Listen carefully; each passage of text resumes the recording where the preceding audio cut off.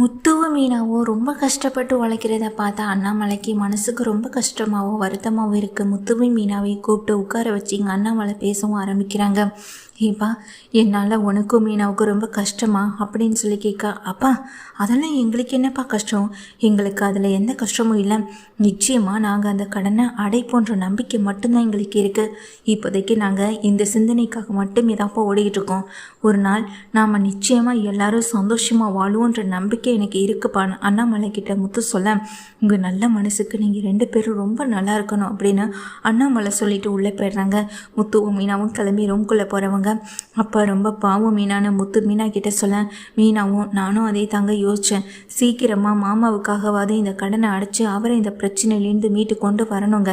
திரும்ப இதே மாதிரியான பிரச்சனை நம்ம வீட்டுக்குள்ளே இன்றைக்கி எப்போதும் வராதபடியும் பார்த்துக்கணும். உங்கள் அண்ணன் மேலேயும் உங்கள் அம்மா மேலேயும் எனக்கு துளி கூட நம்பிக்கை இல்லைன்னு மீனா சொல்ல, எனக்கும் தான் மீனா, என்னதான் மனோஜ் இந்த விஷயத்தில் கொஞ்சம் இப்போதைக்கு அமைதியாக இருந்த காலம் அவன் திரும்பவும் பணத்தை கடன் வாங்குகிற விஷயத்துலேருந்து இப்படி ஏகப்பட்ட தவறுகளை பண்ணிக்கிட்டே தான் இருக்க போகிறான்னு சொல்ல, நான் ஒரு ஐடியா சொல்லட்டுமான்னு அங்கே மீனா கேட்குறாங்க. என்னங்கன்னு சொல்லி கேட்க, அங்கே அந்த ஷோரூமில் ஜீவான்னு ஒரு பொண்ணு வேலை பார்த்துட்ருக்கால அப்படின்னு சொல்ல, ஆமாம் மீனா, அந்த ஜீவா நானும் பார்த்துருக்கேன்னு அங்கே முத்து சொல்கிறாங்க. அப்போ உடனே மீனா சொல்கிறாங்க, அவங்கக்கிட்ட சொல்லி நம்ம மனோஜ் என்ன பண்ணுறாரு ஏது பண்ணுறான்னு கண்காணிக்க சொல்லுவோமா? அவங்க மூலமாக நமக்கு ஏதாவது ஒரு அப்டேட் இருந்துக்கிட்டே இருந்ததுன்னா நமக்கும் சேஃப்டி தானே. திரும்ப உங்கள் அண்ணன் ஏதாவது பிரச்சனையில் மாட்டாமல் இருக்கிறதும் நல்லது தானேன்னு சொல்ல, சரி மீனா நீ சொல்லிட்டல, நாளைக்கே அந்த பொண்ணை பார்த்து நான் பேசிடுறேன் அப்படின்னு முத்து சொல்லிடுறாங்க. சரிங்க, நீங்கள் அந்த பொண்ணை பார்த்து பேசுங்க, இல்லைன்னா நானுமே உங்கள் கூட வரேன், நானும் அந்த பொண்ணுக்கிட்ட பேசிடுறேன்னு சொல்ல, இருக்கட்டும் மீனா பரவாயில்ல, இதை நான் பார்த்துக்கிறேன் அப்படின்னு முத்து சொல்லிடுறாங்க. உங்கள் அண்ணன் மேலே ஒரு கண்ணு இருந்துக்கிட்டே இருக்கணும்னு மீனா சொல்லியிருக்காங்க. அதே போல் தான் முத்து அதே சிந்தனையில் தான் இருக்கவும் செய்கிறாங்க. அது மட்டும் இல்லாமல் இங்கே மீனா கிட்ட முத்து இன்னொரு விஷயத்தையும் சொல்கிறாங்க. மீனா, அந்த மனோஜை பார்த்துக்கிறதுக்கு மட்டும் அந்த ஜீவாவை நியமிச்சா பத்தாது, அந்த ஷோரூமையும் அந்த ஜீவா பொறுப்பில் ஒப்படைச்சாதான் சரியாக இருக்குன்னு சொல்ல, என்னங்க சொல்கிறீங்கன்னு கேட்க, ஆமாம் மீனா, ஜீவா இங்கே என்னதான் மனோஜ் அந்த ஷோரூமில் ஒரு ஓனராக இருந்து வேலை பார்த்தாலும் ஜீவாவால் அந்த ஷோரூமுக்கு ஏதாவது ஒரு மாற்றம் வரும்னு நான் நினைக்கிறேன். நான் ஜீவா கிட்டே இதை பற்றி பேசுகிறேன்னு சொல்லிடுறாங்க. சரிங்க அப்படின்னு முத்துக்கிட்ட மீனாவும் சொல்லிடுறாங்க. அடுத்த நாள் என்ன பண்ணுறாங்க, ஜீவாவை மீட் பண்ணுறதுக்காக ஜீவா தங்கியிருக்க இடத்துக்கு முத்து போயிடுறாங்க. அங்கே வந்து நிற்கிற முத்துவை பார்த்துங்க, சார் நீங்கள் என்னை பார்க்கணுன்னு சொன்னீங்களா, என்ன விஷயம் அப்படின்னு ஜீவா வந்து வெளியே நிற்க, நீ எனக்கு ஒரு ஹெல்ப் பண்ணணுமா அப்படின்னு சொல்ல, என்ன சார் என்ன விஷயம்னு சொல்லி கேட்குறாங்க. மனோஜ் லைஃப்பில் நடக்கிற பிரச்சனைகள் பற்றி உனக்கு தெரியும், அதுவும் இல்லாமல் அவன் திரும்ப திரும்ப ஏதாவது ஒரு புது பிரச்சனையில் மாட்டிக்கிட்டே தான் இருக்கான். இப்போ கூட அவன் ரீசெண்டாக ஜெயிலுக்கு போயிட்டு வந்தான் அப்படின்னு சொல்ல, நானே கேள்விப்பட்டேன் சார் அப்படின்னு சொல்கிறாங்க. அதுக்கு ஒன்றே முத்து சொல்கிறாங்க, நீ அவன் கூட அங்கே தான் ஒர்க் பண்ணிகிட்ருக்க, அவனுடைய பிஏவா நீயே தான் இருக்குன்னு எனக்கு தெரியும், அதனால தான் உங்ககிட்ட இந்த விஷயத்தை பற்றி பேசணும்னு வந்தேன். இனிமேல் மனோஜ் எந்த பிரச்சனைகளையும் சிக்காமல் நீ பார்த்துக்கணும். ஒருவேளை அவன் ஏதாவது புது பிரச்சனையில் சிக்கிற மாதிரி இருந்துச்சுன்னா, உனக்கு ஏதாவது ஒரு சந்தேகம் இருந்துச்சுன்னா அவன் என்ன பண்ணுறான்ற அப்டேட்டை எனக்கு கொடுக்கணும். அப்படி ஏதாவது ஒரு சந்தேகம் இருந்தாலும் எனக்கு உடனே கால் பண்ணி விஷயத்த சொல்லணும். உன்னால் இதை பண்ண முடியுமான்னு முத்து கேட்குறாங்க. அதுக்கு ஜீவாவும், சார் இது எனக்கு ஒன்றும் பெரிய விஷயம் இல்லை சார், நானுமே இந்த ஷோரூம்லேருந்து பார்த்துட்டு தான் இருக்கேன். அவருக்கு அங்கே இருக்க வேலை பார்க்குறவங்க மத்தியிலே நல்ல பேர் இல்லை சார். அவங்க வேலை பார்க்குற ஸ்டாஃப் பலருமே அவரை முட்டாளாக தான் சார் பார்க்குறாங்க. அப்படி தான் சார் அவர் அங்கே நடந்துக்கவும் செய்கிறாரு. இதை நான் பல தடவை பேசலான்னு நினச்சாலும் அவர் என்னையே தான் திட்டுறாரு. நான் எவ்வளோ படிச்சிருக்கேன் தெரியுமா, நீ சொல்லி நான் கேட்கணுமான்னு என்னையவே திட்டுறாரு. எனக்கு அந்த வேலை ரொம்ப முக்கியன்றதுக்காக தான் நானும் அவர்கிட்ட அதுக்கு மேலே எதை பற்றியுமே பேசுகிறதில்ல சார். பார்த்தா அதுக்கு அவருடைய ஃப்ரெண்டுன்னு சொல்லிட்டு ஒருவர் வந்துட்டு போயிட்டுருக்காரே, அவர் வேற சார், அவர் வேற ஏதாவது புது ஐடியா கொடுக்குறேன்னு சொல்லி மனோஜ் சாரை புது பிரச்சனையில் வேற சிக்க வச்சுட்டே இருக்காரு. மனோஜ் சாரும் அவர் கொடுக்கறது நல்லதா கெட்டதான்னு எதை பற்றியுமே யோசிக்காம தான் பண்ணிகிட்ருக்காரு. இதை நான் அவங்களுக்கு சொல்லி புரிய வைக்கவும் முடியல சார் அப்படின்னு சொல்ல, முதல்ல அந்த மொட்டை ஃப்ரெண்ட்ஷிப்பை கட் பண்ணணும், அதை நான் பார்த்துக்கிறேன், நீ எனக்காக இந்த வேலையை மட்டும் பார்த்தா போதும்னு சொல்கிறாங்க. சரிங்க சார்னு சொல்ல, அப்புறம் இன்னொரு முக்கியமான விஷயம், ஷோரூமில் அவன் என்னதான் ஓனராக உட்காந்து வேலை பார்த்துக்கிட்டு இருந்தாலும் ஆனால் அந்த பொறுப்பு முழுக்க உனக்கு தாம்மா. நீ அவன் ஷோரூமில் இருந்து அவனுக்கு பிஸ்னஸில் லாபம் ஈற்ற விதமாக என்ன பண்ணணுமோ அதை நீ கூட இந்த பண்ணுவேன்னு நான் நம்புகிறேன் அப்படின்னு சொல்ல, கண்டிப்பாக சார் நான் நிச்சயமாக இதை பண்ணுறேன்னு சொல்கிறாங்க. அதுக்கு முத்துவும் இதுக்கு நான் என்னால் முடிஞ்ச உதவியை நான் உனக்கு செய்கிறேன்னு சொல்லும் போது, சார் நான் வேலை பார்க்குறது என்னுடைய திறமையை நம்பி தான் சார். அவங்கள நான் வேவு பார்த்து உங்ககிட்ட நான் பணம் வாங்கினா தான் சார் தப்பு. அவர் நல்ல மாதிரியே திருந்தினா எனக்கு சந்தோஷம்தான் சார் அப்படின்னு ஜீவா சொல்லிட்டு போக முத்துவுக்கும் ரொம்ப சந்தோஷமாக இருக்குது. இப்படி ஒரு பொண்ணு நம்ம மனோஜ் லைஃப்பில் இருந்திருந்தால் மனோஜும் நல்லா இருந்திருப்பான் அப்படின்ற மாதிரி தான் முத்து நினைக்கிறாங்க. ஜீவாவும் முத்துவுக்கு வாக்கு கொடுத்துட்றாங்க. நான் எல்லாத்தையும் பார்த்துக்கிறேன் சார், நீங்கள் எதுக்குமே கவலைப்பட வேண்டாம் அப்படின்னு சொல்லிடுறாங்க. முத்துவும் அடுத்தடுத்து சவாரியை வந்துட்டு அளவுக்கு அதிகமாக எடுத்து ஓட்டிகிட்டு இருக்க செல்வம் கேட்குறாங்க, முத்து இப்படியே நீ சவாரிக்கு மேலே சவாரி எடுத்துகிட்டு போயிட்டே இருந்தேன்னா உடம்பை பற்றி கொஞ்சம் யோசிச்சு பார்த்தியாப்பான்னு சொல்லி கேட்க, இப்போதைக்கு அதை பற்றி நான் சிந்திக்க முடியலைன்னு சொல்லிட்டு இருக்கும்போதே அவசரமாக ஒரு ஃபோன் வருது. ஃபோன் வந்ததும் அவர் வந்துட்டு சவாரி எடுக்கிறதுக்காக அங்கேருந்து கிளம்பிடுறாரு. என்ன சொன்னாலும் கேட்க மாட்டான்னு இங்கே செல்வம்னு நினச்சிட்டு இருக்காங்க. முத்து வந்துட்டு சவாரியை கொண்டு இறக்கி விட்டு வர வழியில தான் கூட்டமாகவே இருக்குது. என்ன இது, இந்த இடத்துல இவ்வளோ கூட்டமாக இருக்குன்னு சொல்லி பார்த்தா அந்த இடத்துல வந்துட்டு ஒரு வண்டி கூட வர முடியாது, ஆம்புலன்ஸ் கூட வர முடியாது. அந்த இடத்துல தான் ஒருத்தர் எங்கள் அடிப்பட்டு கிடைக்கவும் செய்கிறாரு. உடனே முத்து என்ன பண்ணுறாங்க, என்ன சார் பார்த்துட்டு இருக்கீங்க, தூக்குங்க சார் அப்படின்னு சொல்லிட்டு அந்த வயசான ஒருத்தரை தான் வண்டியில் தூக்கி போட்டு முத்து தான் வந்துட்டு நேராக ஹாஸ்பிட்டலுக்கு கூட்டிகிட்டு போகவும் செய்கிறாங்க. கூட்டிகிட்டு போயிட்டு அட்மிட்டும் பண்ணிடுறாங்க. அட்மிட் பண்ணிவிட்டு ட்ரீட்மெண்ட் எல்லாமே போயிட்டுருக்கு. சார் இவங்க ரிலேட்டிவ் இவங்க யாருக்காவது நீங்கள் தகவல் கொடுக்குறேன்னா முதல்ல கொடுங்க சார், அவங்க வரட்டும் அப்படின்னு சொல்லும்போது, சார் அவங்க ஃபேமிலி சம்மந்தப்பட்டவங்க, எனக்கு யாரையும் தெரியாது சார் அப்படின்னு முத்து சொல்லிடுறாங்க. சரிங்க சார், இங்கே அட்மிஷன் ஃபார்ம் ஃபில் பண்ணணும், அட்மிஷனுக்கான பணத்தை இங்கே போடணும், எல்லாமே இங்கே நிறைய ப்ராசஸ் இருக்குது சார் ஹாஸ்பிட்டலில் சொல்ல, நான் பார்த்துக்கிறேன்னு முத்து வந்துட்டு அன்னைக்கான சம்பாதிச்ச பணத்தை எல்லாத்தையுமே அந்த ஒருவருக்காக செலவு பண்ணவும் செஞ்சிடறாங்க. ஆனால் செலவு பண்ண பிறகு முத்து கையில் ஒரு ரூபா கூட இல்லை. இதை நினச்சி முத்து வருத்தப்படுறாரோ இல்லையோ, ஆனால் அடிபட்டு கிடக்கிறவருக்கு இங்கே அதுலேருந்து மீண்டு வந்துட்டா போதும், அவர் உயிரோடு பிழைச்சிட்டா போதும் அப்படின்னு தான் நினைக்கவும் செய்கிறாங்க. முத்து அன்னைக்கான சவாரி எல்லாத்தையும் செல்வத்துக்கிட்ட கொடுத்துட்டு இங்கே முத்து வந்துட்டு ஹாஸ்பிட்டலில் உட்காந்துருக்கவும் செய்கிறாங்க. செல்வம் வேற ஃபோன் பண்ணி என்னாச்சுடா முத்துன்னு கேட்கும் போது தான் முத்து விஷயத்த சொல்லவும் செய்கிறாங்க. சரிடா, அதுக்காக சவாரி நீ அப்படி அடிக்கடி ஓடிட்டுருக்கேன், இப்படி சவாரி இல்லாமல் நீ அங்கே போய் உட்காந்துருந்தா எப்படிடா முத்துன்னு சொல்லும்போது, இன்றைக்கி ஒரு நாள் நீ பார்த்துக்க செல்வம், நாளையிலேருந்து நான் சவாரி எடுத்துக்கிறேன்னு சொல்லிட்டு முத்து வந்துட்டு சொல்லிடுறாங்க. அதனால சவாரியெல்லாம் செல்வம் தான் எடுக்கிறாங்க. முத்து வந்துட்டு ஹாஸ்பிட்டலில் இருக்கும்போது டாக்டர் வந்துட்டு அவர் கண் முழிச்சிட்டாரு, நீங்கள் போய் பார்க்கலான்னு சொல்லும்போது உள்ளே போகிறாங்க. சார் உங்களுக்கு இப்போ எப்படி இருக்கு, ஒன்றும் பிரச்சனை இல்லைங்கல்ல ஐயா அப்படின்னு சொல்லி கேட்க, இல்லைப்பா நீ யாருப்பா அப்படின்னு சொல்லும்போது, இல்லை வர வழியில் நீங்கள் அடிபட்டு கிடந்தீங்க, நான் தான் சார் உங்களை கொண்டு வந்து காப்பாற்றுறேன்னு சொல்லும்போது, ஆமாம் உங்கள் குடும்பம் ஃபேமிலி உங்கள் அட்ரஸ் சொன்னீங்கன்னா நான் அவங்களுக்கு தகவல் சொல்லிடுவேன், அவங்க வந்து உங்களை கூட்டிகிட்டு போவாங்கன்னு சொல்லும்போது, அப்படியெல்லாம் எனக்கு யாருமே இல்லைப்பா அப்படின்னு சொல்லிடுறாங்க. எனக்காக நீ இவ்வளோ தூரம் உதவி பண்ணதே பெரிய விஷயம், இதுக்கப்புறம் நான் பார்த்துக்கிறேன் அப்படின்னு சொல்லும்போது, உடனே தன் கையில் இருக்க பணத்தையெல்லாம் மீதி இருக்க பணம் கொஞ்சம் இருக்கிற பணத்தை வந்து எடுத்து கையில் ஒப்படைக்கிறாங்க.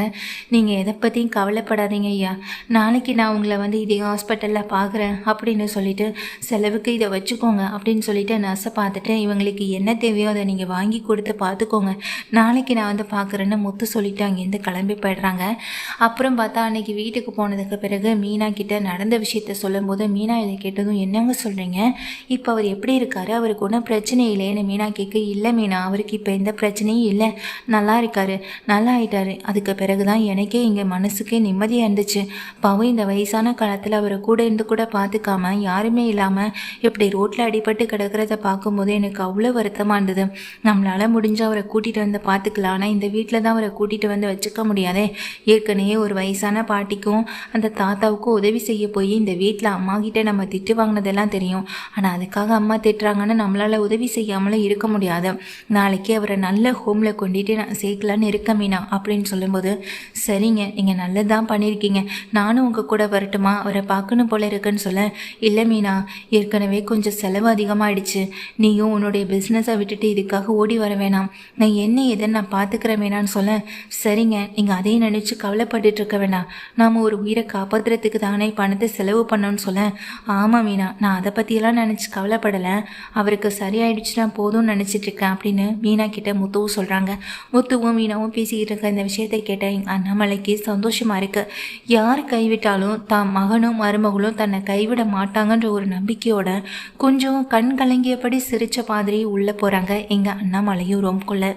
விஜயா உட்காந்துருக்கும் போது உள்ளே போகிற அண்ணாமலை அமைதியாக உட்காந்துருக்கேன், என்னாச்சுங்க ஏங்க கண்ணெல்லாம் கலங்கி கலங்கி போயிருக்கன்னு விஜய் அண்ணாமலையை பார்த்து கேட்க, உனக்கு இன்னைக்கு இல்லை என்றைக்குமே முத்துவோடைய அருமையும் மீனாவுடைய அருமையும் புரிய போகிறதில்ல. இன்னும் வயசான காலத்தில் எழுந்து கூட நடக்க முடியாத ஒரு சூழ்நிலையில் அப்போ தான் நீ மீனாவை புரிஞ்சுப்ப. அப்போ புரிஞ்சுக்கிட்டு என்ன ஆக போகுது? இத்தனை நாள் நீ கஷ்டப்படுத்துறதெல்லாம் அன்னைக்கு ஒரு நாளில் எல்லாம் சரியாயிடுமா? இல்லை நீ அந்த ஒரு நாள் நீ திருந்துறதுனால இத்தனை நாள் பட்ட வழிகள் எல்லாமே இல்லாமல் போயிடுமா? எல்லாமே நாம் நல்லா இருக்கும்போது நம்மளை திருத்திக்கிட்டால் தான் மட்டும் உண்டு விஜயா. இன்னைக்கு முத்துவும் மீனாவும் என்ன பேசிக்கிட்டு இருந்தாங்க தெரியுமான்னு இங்கே சொல்லும்போது அதை கேட்ட விஜய் அதிர்ச்சியோட பார்க்குறாங்க. யாரோ ஒருத்தர் தெரியாத வயசானவர், அவருக்கு எங்கள் முத்து உதவி செஞ்சுட்டு வந்திருக்கான். ஆனால் தான் பணம் போனாலும் பரவாயில்லன்னு சொல்லிட்டு இந்த உதவியை செஞ்சுட்டு வந்திருக்கான் முத்து. ஆனால் இந்த வீட்டில் நீ இருந்தாலும் அவனை பற்றி புரிஞ்சுக்கிறது ரொம்ப கம்மி தானே. இன்னைக்கு மனோஜுடைய கடன் அடைக்கணும்னு முத்து எடுத்துக்கிட்டது எல்லாமே நீ எதுக்காக நினைக்கிறேன்னு சொல்ல, எல்லாம் எதுக்காக? எல்லா சொத்தையும் நீங்கள் அந்த முத்துவுக்கும் ரவிக்கும் எழுதி கொடுக்குறேன்னு சொன்னதுக்காக தான் இருக்கும் அப்படின்னு சொல்ல, இப்போன்னு இல்லை விஜயா, எப்போதுமே நான் கேட்குற கேள்விக்கான பதில் உங்ககிட்டேருந்து நிரந்தரமாக அது வரப்போகிறதும் இல்லை. எப்போதுமே முத்து மீனாவை தவறாக பேசுகிற அந்த வார்த்தைகள் மட்டும்தான் உங்ககிட்டேருந்து வரவும் போகுது. எதையுமே உங்ககிட்ட எதிர்பார்க்கறது தவறு தான் அப்படின்னு சொல்லிட்டு இங்கே திரும்பி படுக்கவும் செஞ்சிடறாங்க. விஜயா யோசனை பண்ணியபடியே உட்காந்துருக்கவும் செய்கிறாங்க. அடுத்த நாள் மீனாவும் அவசரமாக பூவெல்லாம் கட்டி எடுத்துக்கிட்டு வண்டியில் எடுத்துக்கிட்டு வேகமாக போக, முத்து விடியறதுக்கு முன்னாடி சவாரிக்கு கிளம்பி போயிடுறாங்க. வெளியே கிளம்பி வந்த விஜயா வீட்டில் யாருமே இல்லாத பார்த்து எங்கே இந்த மீனா அப்படின்னு தேட செய்யும் போதான் அண்ணாமலை காஃபி குடிச்சிட்டு இருக்க. என்னங்க உங்களுக்கு மட்டும் காஃபின்ற மாதிரி பார்க்குறாங்க. ஆனால் அண்ணாமலை விஜயா கிட்ட பேசக்கூட பிடிக்கலாம். உள்ளே போயிட்டு விஜயாவே அந்த ஃப்ளாஸ்கில் எடுத்து டீ எடுத்து ஊற்றிக்கிட்டு வெளியே வந்து உட்காடுறாங்க. இந்த மீனா விடியறதுக்கு முன்னாடியே கிளம்பி போயிட்டா, அப்படி எங்கே தான் போகிறா அவ? நீங்கள் ஏன் என்னன்னு கூட ஒரு கேள்வி கேட்க மாட்டீங்களான்னு சொல்லிட்டு அண்ணாமலையை பார்த்து விஜயா திட்ட. அதுக்கு அண்ணாமலை ஒரே வார்த்தை தான், அப்போது மீனாவுக்கு பதிலாக உன் பையனுடைய கடன் அடைக்க நீ வேலைக்கு போறியா அப்படின்னு சொல்லி ஒரு வார்த்தை கேட்டதுமே விஜயா வந்துட்டு அமைதி ஆயிடுறாங்க. விஜயா அமைதியாக உட்காந்துருக்க. அண்ணாமலை உள்ளே கிளம்பி போயிடுறாங்க. வீட்டுக்குள்ளே வர எங்கள் மனோஜ் வந்துட்டு, என்னாச்சுரா மனோஜ் அப்படின்னு சொல்ல, ஒன்றும் இல்லைம்மா, அங்கே ஷோரூம்லேயே இருக்குது, எனக்கு ரொம்ப போர் அடிச்சுது, அதனால தாம்மா வந்தேன் அப்படின்னு சொல்ல, ஏன்டா என்னாச்சுன்னு அங்கே விஜயா கேட்க, இல்லைம்மா ஜெயிலுக்கு போயிட்டு வந்ததுலேருந்து பார்க்குற பார்வையெல்லாம் கொஞ்சம் மனசுக்கு கஷ்டமாக இருக்குமா, அதான் வந்துட்டேன்னு சொல்லும்போது அண்ணாமலை பயங்கர கோபத்தோட வெளியே வராங்க. என்னடா நினச்சிட்டு இருக்கோம் மனசில்? உனக்காக இங்கே காலையிலையும் விடியறதுக்கு முன்னாடி கிளம்பி 2 பேரும் வேலைக்கு போகிறாங்க. ஆனால் கொஞ்சம் கூட மனசாட்சி இல்லாமல் இப்படி வந்து இங்கே உட்காந்துட்ருக்கேன், உனக்கு கொஞ்சம் கூட வெக்கமே இல்லையாடான்னு அண்ணாமலை வந்து கேட்க, அதுக்கு ஸ்ருதியும் ரவியுமே திட்ட தான் செய்கிறாங்க. அங்கிள் நீங்கள் என்ன சொன்னாலும் மனோஜுக்கு புரிய போகிறதில்ல. இப்போவும் ஆண்டி பேச்சை கேட்டு வீணாக தான் போயிட்டுருக்காரு. ஆண்டி நீங்களாவது சொல்லக்கூடாதா? கடுமையாக உழைச்சி கஷ்டப்பட்டாதான் நம்மளால் நினச்ச இடத்த நோக்கி போக முடியும். நானும் ரவியுமே எதுக்காக நாங்களும் ஒரு டைம் வந்துட்டு ஃபாலோ பண்ணி அதுக்கேற்றது போல் ஒர்க் பண்ணிகிட்ருக்கோம். இன்றைக்கி எக்ஸ்ட்ரா டைம் போட்டு முத்து மீனா ஒர்க் பண்ணுறாங்க. இதெல்லாம் எதுக்காக? இந்த வீட்டை இங்கே நம்ம மீட்கணுன்றதுக்காக தானே. ஆனால் அந்த விஷயம் உங்களுக்குள்ளே இல்லவே இல்லைன்னு சொல்லும் போது விஜயாவே எல்லார் முன்னாடியும் விஜயா வந்துட்டு மனோஜை போட்டு அடிக்கவும் செய்கிறாங்க. அடி வாங்கின மனோஜும் அந்த இடத்த விட்டு நேராக போகவும் செய்கிறாங்க. சரி இதுக்கு மேலே இங்கே இருக்க முடியாதுன்னு நினச்சிட்டு நேராக ஷோரூம் கீழ் போயிடுறாங்க. இங்கே விஜயாவும் அண்ணாமலை ஸ்ருதி ரவியுமே தன்னுடைய ரெஸ்டாரண்ட்டுக்கு கிளம்பிட்டு இருக்காங்க. அண்ணாமலை விஜயாவும் வீட்டில் இருக்காங்க. முத்து வேற அவசரமான சவாரிகள் எல்லாத்தையுமே பார்த்துட்டு இருக்க பட்சத்தில் அவர் ஒரு பக்கம் ஹாஸ்பிட்டல் அவரை பார்க்குறதுக்காக போகிறாங்க. அங்கே போய் பார்த்தா அவர் இல்லவே இல்லை. எங்கே என்னாச்சு சார், நேற்று ஒருத்தவங்களை அட்மிட் பண்ணியிருந்தா அவர் இங்கே இல்லையே, எங்கே அவருன்னு சொல்லி கேட்க, அவர் நேற்று ஈவினிங்கே டிஸ்சார்ஜ் ஆகி போயிட்டார்ப்பா அப்படின்னு சொல்லிடுறாங்க. அவருக்கு உடம்புக்கு ஒன்றும் இல்லையே, நல்லா இருக்கார்லன்னு சொல்லும்போது அவர் நல்லா இருக்காருப்பா, ஒன்றும் பிரச்சனை இல்லை அப்படின்னு சொன்னதுக்கு பிறகு தான் முத்துவுக்கு வந்துட்டு நிம்மதியாகவே இருக்குது. அதுக்கப்புறமா அதே ஹாஸ்பிட்டல்லேருந்து சவாரி எடுத்துக்கிட்டு அவர் வேகமாக அங்கேருந்து போகவும் செய்கிறாரு. முத்து மீனா இந்த விஷயத்தை வந்துட்டு மீனா கிட்ட சொல்ல, அப்படியாங்க சரி பரவாயில்லைங்க அப்படின்னு மீனாவும் சொல்லிட்டு இருக்காங்க. இப்படியே வந்துட்டு மீனாவும் முத்துவும் அடுத்தடுத்த கஷ்டங்களை நோக்கியும் அந்த கஷ்டங்கள் மூலமாக வர பிரச்சனைகளை வந்துட்டு தாங்கிக்கிட்டும் அது மூலமாக வர வருமானத்தை ஏற்றுக்கிட்டும் தன் வாழ்க்கையில் இந்த கடனை முக்கியமாக அடைக்கணுன்ற ஒரு நோக்கத்தோடு ஓடிட்டே தான் இருக்காங்க. விஜயாவுக்கு தான் வீடை தனக்கு மீண்டு வந்துடணும்னு ஒரு பக்கம் எங்கள் கடவுள் முன்னாடி உட்காந்து வேண்டதை தவிர்த்து வேறு வழியே இல்லாத மாதிரி அவங்க ஒரு பக்கம் இருந்துகிட்டு இருக்க, இன்னொரு பக்கம் மனோஜ் ஷோரூமு வீடு அப்படின்னு இப்படி அழிஞ்சிட்டு இருக்காங்க. இது எல்லாம் போயிட்டு இருக்க பட்சத்தில் சிந்தாமணியுடைய ஆட்கள் சிந்தாமணி கிட்ட போய் சொல்கிறாங்க, அக்கா நாம் நினச்சதை விட அந்த முத்துவும் மீனாவும் இப்படி பல பிரச்சனைகளை தாண்டி ஓடிட்டே இருக்காங்க, உழைச்சிட்டே இருக்காங்க. நினச்ச மாதிரி அவங்க மொத்த பணத்தையும் கொண்டு வந்து அந்த ஃபினான்சியர் கிட்ட கொடுத்துருவாங்களா என்ன அப்படின்னு சொல்லி கேட்க, டேய் எப்படியாச்சும் ஒரு தடவை இந்த முத்துவும் மீனாவும் நம்ம கிட்ட சிக்காமல் போகிறதில்ல. முத்து ஒரு விஷயத்தில் அவன் ரொம்ப அடிக்ட் ஆனவன்னு உனக்கே தெரியும்ல. அவனை எப்படியாவது குடிக்க வச்சுட்டிங்கனாலே போதும். அவனை குடிக்க வச்சுட்டா மட்டும் போதும். அதுக்கப்புறமா அவன் சவாரிக்கே இங்கே போக முடியாத அளவுக்கு நான் ஏதாவது பண்ணி விட்டுறேன்னு சொல்கிறாங்க. சரிக்கா அதை நான் பார்த்துக்கிறேன்னு ஒரு ஆள் சொல்ல, இன்னொருத்தவங்க கிட்ட இங்கே சிந்தாமணி சொல்கிறாங்க, அந்த மீனோடைய கையெழுத்தை பற்றி நான் கேட்டேன்ல, அந்த மீனோடைய கையெழுத்து எனக்கு கிடைச்சா போதும். அவளுடைய சைனை மாற்றி நான் என்ன பண்ணணுமோ அதெல்லாம் நான் பண்ணிக்கிறேன். புதுசாக மலர் கண்காட்சிக்கு ஏற்பாடு பண்ணால அது இல்லாமலே ஆகிறதுக்கு என்னால் என்ன செய்ய முடியுமோ அதை நான் பண்ணணும்னா அதுக்கு அவள் கையெழுத்து வேணும். அதை உன் பொறுப்பில் விடுறேன்னு இன்னொரு ஆளை ஏற்பாடு பண்ணி விட்டுறாங்க இந்த சிந்தாமணி.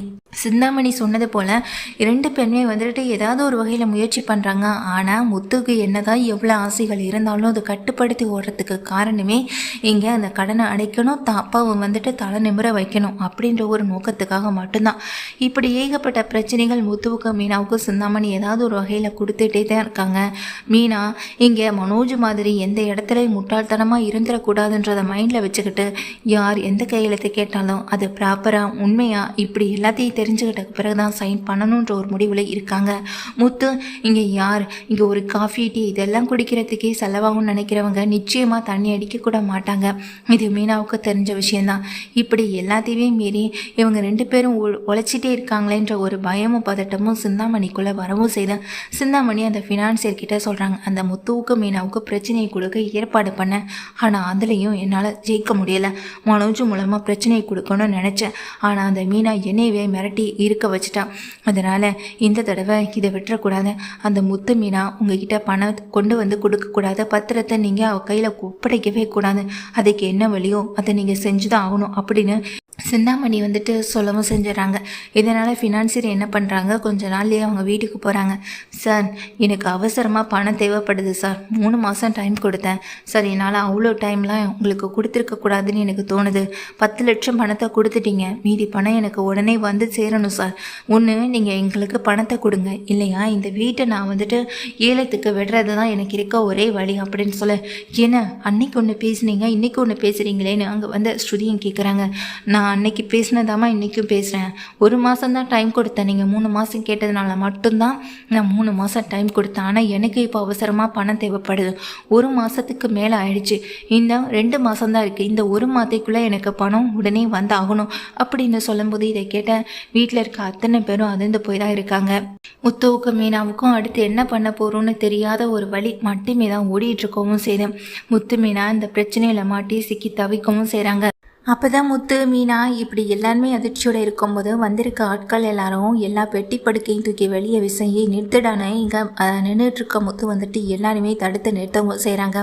உனக்கு இப்போ என்ன வேணும், மீதி பணம் தானே வேணும், அதுக்கு எதுக்கு 1 மாதம் டைமா, இந்த ஒரு நாளே போதுமே, மொத்த பணத்தை என்னால் உனக்கு திருப்பி கொடுக்க முடியும்னு சொல்ல, என்னங்க பேசிக்கிட்டு இருக்கீங்கன்னு மீனா சொல்லும்போது, அட இரு மீனா அப்படின்னு சொல்கிறாங்க.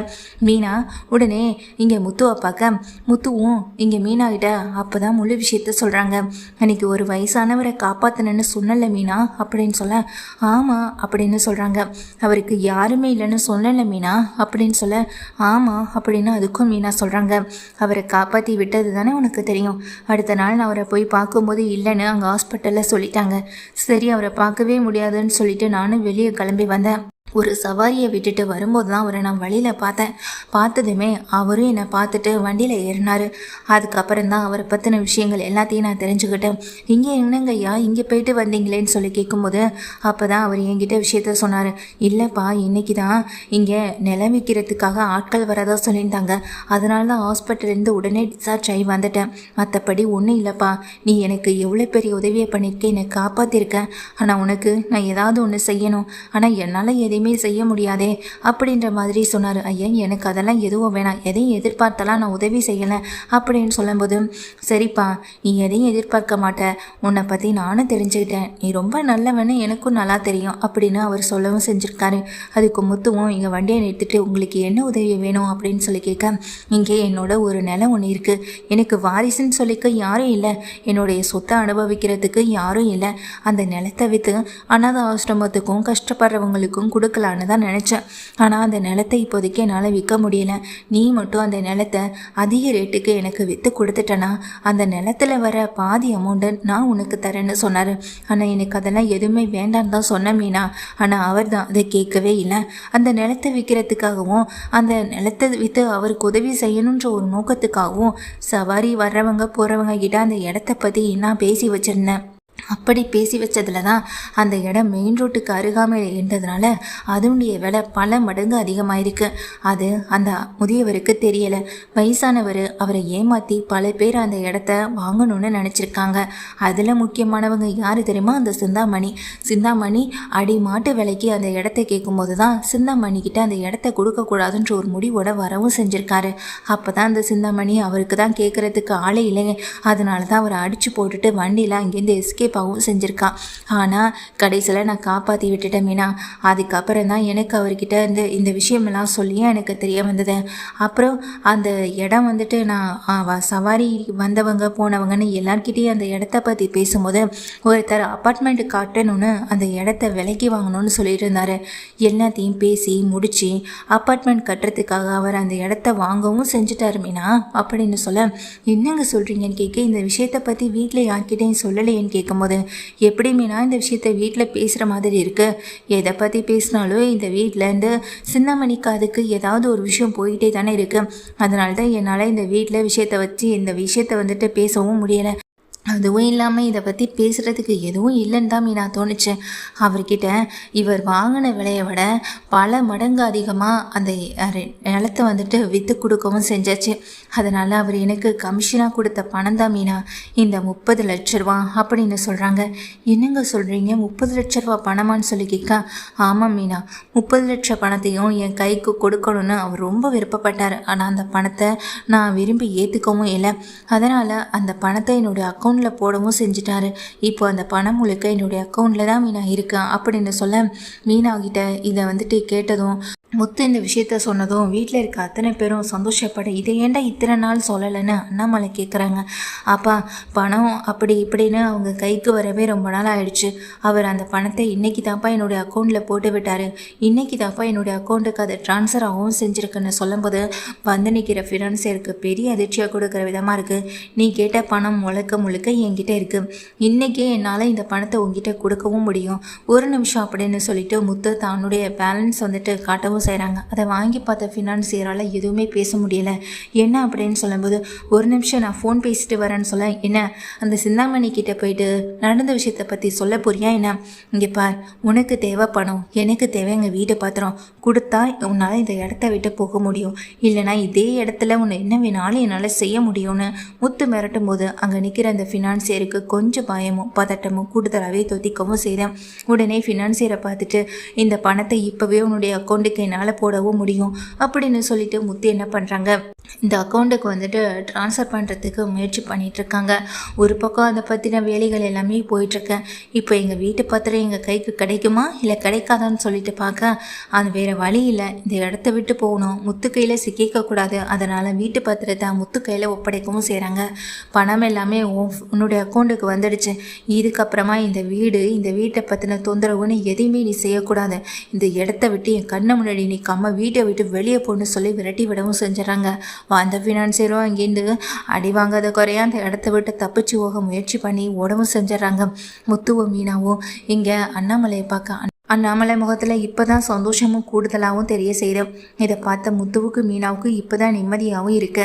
அப்போ தான் அவர் ஃபோன் பண்ணுறாரு, முத்து நீ எனக்கு இந்த இடத்த விற்று கொடுத்த மாதிரி என்னுடைய இன்னொரு நிலம் ஒன்று இருக்குப்பா, அந்த நிலத்தையும் நீ விற்று கொடுத்துருப்பா அப்படின்னு சொல்லிட்டு உனக்கு கூடுதலாக இதை விட அதிக கமிஷனை நான் தரேன்னு சொல்லும்போது முத்து இதை கேட்டு சந்தோஷப்படவும் செய்கிறாங்க.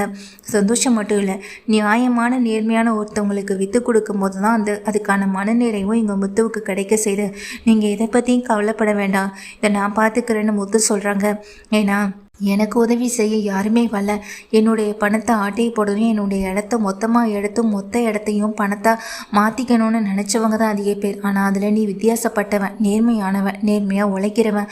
உன்னை மாதிரி ஒருத்தனை நான் வாழ்க்கையில் சந்தித்ததை இந்த ஜென்மத்தில் நான் வந்துட்டு ஒரு புண்ணியமாக நினைக்கிறேன்னு அவர் சொல்ல, இதை கேட்டு அதாவது ஸ்பீக்கரில் போட்டிருக்கும் போதே இந்த விஜயாவிலேருந்து எல்லாருமே கேட்குறாங்க, உன்னை பெத்த அந்த மகராசியை நான் பார்க்கணும்ப்பா, ஒரு நாள் நான் உன் வீட்டுக்கு வரேன் அப்படின்னு சொல்லிடுறாங்க. முத்து இதை கேட்டது ரொம்ப சந்தோஷப்படுறாங்க. முத்து அடுத்த நாள் என்ன பண்ணுறாங்க, சவாரிக்கு போகும்போது அவரை மீட் பண்ணவும் செய்கிறாங்க. அதாவது தன்னுடைய நிலம் எங்கே இருக்குது அதை பற்றின டீட்டெயில்ஸை பேசணுன்றதுக்காக பேசிட்டு வரும்போது, இந்த நிலம் இங்கே இருக்குப்பா, இந்த நிலத்தை நீ எனக்காக விற்று கொடுத்துட்டா போதும் அப்படின்னு சொல்ல, சரிங்க சார், நீங்கள் எதை பற்றியும் கவலைப்பட வேண்டாம், இது உங்களுக்காக மட்டும்தான் நான் செய்கிறேன். என்னுடைய கஸ்டமர்ஸ், எனக்கு காரில் வர்றவங்க இப்படி நிறைய பேர் இருக்காங்க, அவங்கக்கிட்ட நான் இதை பற்றி திரும்பவும் சொல்கிறேன் சார் அப்படின்னு சொல்ல, ரொம்ப நன்றிப்பா முத்துன்னு சொல்லிட்டு, சரிப்பா இன்னைக்கு நான் உன் வீட்டுக்கு வரலான்னு இருக்கேன், என்னை கூட்டிகிட்டு போப்பான்னு சொல்லும்போது சரிங்கன்னு சொல்லிட்டு அவரை கூட்டிகிட்டு நேராக எங்கள் வீட்டுக்கு வரவும் செய்கிறாங்க. வீட்டுக்கு வந்தால் இங்கே வீட்டில் எல்லாருமே இருக்காங்க. அண்ணாமலை, விஜயா இப்படி எல்லாருமே இருக்காங்க. அண்ணாமலை ஹாலில் இருக்க, விஜயா ரூமில் இருக்க, மீனா வந்துட்டு சமையல் பண்ணிகிட்டு இருக்காங்க. வீட்டுக்கு வந்தவங்களை கூட்டிகிட்டு வந்து, எங்கள் முதல்ல நீங்கள் சாப்பிடுங்கன்னு அவரை கூட்டிகிட்டு வந்து, ஒரு வேளை சாப்பாடாவது எங்கள் மீனா உங்களுக்காக சமைச்சு போடணும்னு சொன்னான், அதனால தான் சார் அப்படின்னு சொல்லிட்டு அவரை கூட்டிகிட்டு வந்து உட்கார வைக்க, அவரும் ரொம்ப நிம்மதியாக திருப்தியாக சாப்பிடும்போது உள்ளே இருக்க விஜயா வெளியே வராங்க. வெளியே வந்த விஜயா சாப்பிட்டுட்டு இருக்கவரை அதிர்ச்சியோட பார்க்குறாங்க. இவர் அப்படின்ற மாதிரியும் அதிர்ச்சி பொங்க பார்த்துக்கிட்டே இருக்கவும் செய்கிறாங்க. என்ன விஜயா, என்ன இவர் இப்படி பார்த்துட்ருக்க, இவரை தான் முத்துவும் மீனாவும் இங்கே முத்து காப்பாற்றினவரே, முத்து காப்பாற்றினாலே இவர் தான், இவரால் தான் இன்றைக்கி நம்ம வீடு நம்ம கைக்கு கிடைக்கவும் செஞ்சுருக்கு. இவர் செஞ்ச உதவியை நான் வாழ்க்கை முழுக்க மறக்கவே மாட்டேன்னு சொல்லும்போதும் விஜயாவுக்கு என்ன பண்ணுறதுனே தெரியலை. சாப்பிட்டுக்கிட்டு இருக்க பக்கத்தில் போயிட்டு அவரை உத்து பார்க்குறது மட்டும் இல்லாமல் அவர் விஜயாவை பார்த்து அதிர்ச்சியில் கிளம்பி நிற்க, உடனே விஜயா காலில் வந்து விழுந்து அழுது கதறாங்க. சுற்றி இருக்க யாருக்கும் என்ன நடக்குதுன்னே தெரியல. விஜயா என்ன பண்ணுற அப்படின்னு சொல்லும்போது, என்னை மன்னிச்சிருங்கன்னுட்டு ஒவ்வொரு அழுகிறாங்க. விஜயா பண்ணுறதை பார்த்ததும் முத்துவுக்கு, மீனாவுக்கு, ஸ்ருதிக்கு, ரவிக்குன்னு எதுவுமே புரியலை. அம்மா என்னம்மா பண்ணுறீங்கன்னு மனோஜ் வந்து தூக்கி விடவும் செய்கிறாங்க. அப்போ உடனே அண்ணன் என்ன மன்னிச்சிருங்கண்ணா அப்படின்னு சொல்லிட்டு அழுகவும் செய்கிறாங்க. இவர் தான் என்னுடைய அண்ணன் அப்படின்னு அங்கே விஜயா சொல்ல, என்ன விஜயா சொல்கிறேன்னு அண்ணாமலை கேட்க, ஆமாம், என்னுடைய கல்யாணத்துக்கு முன்னாடியே அண்ணன் ஒரு பொண்ணை காதலிச்சு கல்யாணம் பண்ணிக்கிட்டு வீட்டை விட்டு போயிட்டாரு. அதுக்கு பிறகு அப்பாவுக்கு அவர் மேலே இந்த கோவத்தால் எந்த சொத்தையும் அவர் பேரில் எழுதி வைக்கக்கூடாதுன்னு முடிவு எடுத்துட்டாரு. அதுக்கப்புறமா இருக்கிற சொத்தை முழுக்க என் பேரில் தான் எழுதி வச்சாரு. அண்ணன் ஒரு நாள் திரும்பி வந்து சொத்து பற்றின விஷயத்தை கேட்கும்போது, ஆனால் அப்பா அவர் பேரில் சொத்து இல்லைன்னு சொல்லி விரட்டி விட்டாரு. என்கிட்டையும் அண்ணன் வந்து கேட்டபோது, என்னாலையும் இந்த சொத்தை உனக்கு கொடுக்க முடியாதுன்னு சொல்லிட்டேன். அப்போ நான் அவருக்கு உதவி பண்ணியிருந்தேன்னா அவருடைய குடும்பம் உயிரோடு இருந்திருக்குள்ள, அவருடைய குடும்பம் அவரை விட்டு போகிறதுக்கு நான் காரணமாயிட்டேன். ஆனால் இன்றைக்கி என் வீடும் என் குடும்பமும் என் கூட இருக்கிறதுக்கு என் அண்ணன் எனக்கு எவ்வளோ பெரிய உதவியை பண்ணியிருக்காரு. நான் எவ்வளோ பெரிய தப்பு பண்ணிட்டேன், நான் எவ்வளோ பெரிய தப்பை பண்ணிட்டு எவ்வளோ சாதாரணமாக இந்த விஷயத்தை வந்து கடந்து வந்துட்டுருக்கேன். ஆனால் இவ்வளோ பெரிய கஷ்டத்தை அனுபவிக்கிறேன் அண்ணனுக்கு நான் என்ன பண்ண போகிறேன்னு தெரியலே நினச்சிட்டு ரொம்ப அழுகிறாங்க விஜயாவும். விஜயா அழுகிறத பார்த்து அவர் அப்படியே நின்றுகிட்டு இருக்காரு. கண்ணு மட்டும் கலங்கி தரையாக கொட்டவும் செய்து அவருக்கு. முத்து, மீனா, அண்ணாமலை, மனோஜ், விஜயா, ஸ்ருதி, ரவினி எல்லாரும் அதிர்ச்சியோடு தான் இருக்காங்க. நான் மன்னிச்சிட்டேன்னு மட்டும் ஒரு வார்த்தை சொல்லினேன் அப்படின்னு சொல்லிட்டு அழுகவும் செய்ய இங்கே கிளப்பி விடுறாங்க. கிளப்பி விட்ட பிறகு விஜயா கிளம்பி நிற்க, நீ என்ன தப்பு பண்ண, நீ எந்த தப்பும் பண்ணலையே அப்படின்னு அவர் சொல்லும்போது, இல்லை அன்னைக்கு நீ வந்து கேட்கும்போது என்னால் முடிஞ்ச உதவி நான் உனக்கு செஞ்சுருந்துருக்கணும்ல, நான் உதவி செய்யாமல் போனது தானே நான் செஞ்ச பெரிய தப்பு அப்படின்னு சொல்ல, அதுக்கு உடனே அண்ணாமலை சொல்கிறாங்க. அதுக்கு உடனே அவங்க அண்ணனும் சொல்கிறாங்க, நீ உதவி செய்யலைன்னா என்ன, மற்றவங்க யாரும் எனக்கு உதவி செஞ்சுருக்க மாட்டாங்கன்னு நினைக்கிறியான்னு சொல்லிட்டு அண்ணாமலையை பார்க்க, அண்ணாமலை அப்போ தான் அவரை வந்துட்டு யார் என்னன்னே இங்கே கண்டுபிடிக்கவும் செய்கிறாங்க. ஏன்னா தாடியும் ஒரு மாதிரி உருவத்தோடையும் வந்து இருக்கிறதுனால இங்கே அண்ணாமலைக்கு யார் என்னன்னே தெரியலை. அண்ணாமலைக்கு அவர் யாருன்னே தெரியலை. ஏன்னா அண்ணாமலை நேரடியாக இந்த உதவியை அவருக்கு செஞ்சுருக்க மாட்டார். அவருடைய ஃப்ரெண்டு மூலமாக தான் அண்ணாமலை அவருக்கு உதவியும் செஞ்சுருப்பார். என்னதான் உதவி செஞ்சுருந்தாலும் அவருடைய குடும்பத்தை அந்த இடத்துல காப்பாற்ற முடியாமல் தான் போயிருக்கும். நடந்த ஆக்சிடெண்ட்டில் அவங்க ஃபேமிலி மொத்த பேருமே இறந்து போயிருப்பாங்க. ஆக்சிடெண்ட்டில் ஆனதுக்கு பிறகு செலவுக்காக தான் பணத்தை கேட்டு இங்கே வந்திருப்பார். ஆனால் விஜயா வந்துட்டு அதை எதையுமே இங்கே எடுத்துக்காமல் உதவி செஞ்சுருக்க மாட்டாங்க. ஆனால் தெரிஞ்சதுக்கு பிறகு, அண்ணாமலைக்கு தெரிஞ்ச பிறகு உதவி செய்யணும்னு முயற்சி பண்ணி பணத்தையும் கொடுத்துருப்பாரு. ஆனால் அந்த பணம் வந்துட்டு அவங்க ஃப்ரெண்டு மூலமாக போய் சேர்ந்துருந்தாலும் அவங்க குடும்பத்தை காப்பாற்ற முடியாமல் போயிடுச்சு.